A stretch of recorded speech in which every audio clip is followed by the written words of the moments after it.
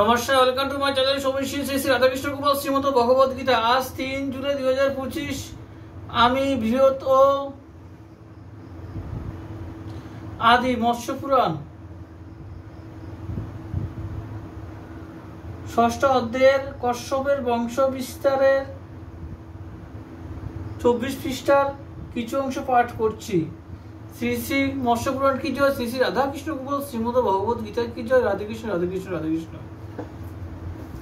শঙ্করোমা পতঞ্জলি বহুল বামন পুষ্প দংষ্ট মহাপদ্ম শঙ্খ শুভানন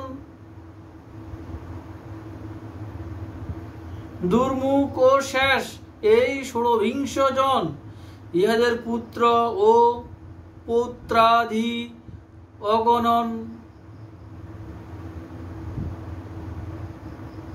কিন্তু জন্মেজয়ের যজ্ঞের শালায় ইহারা হইল দগ্ধ বহুত সংখ্যায়।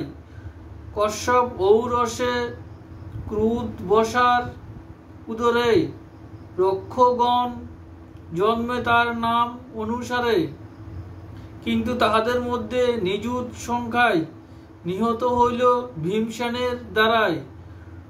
গো মহিষে সুরভি করিল উৎপাদন, মুনি হইতে মুনিগণ ও অপ্সরাগণ, গন্ধর্ব কিন্নরগণ অরিষ্টা হইতে তৃণগুল্ম বৃক্ষ লতা আদি ইরা হইতে, বিশ্বা হইতে জন্মিল যক্ষ রক্ষগণ।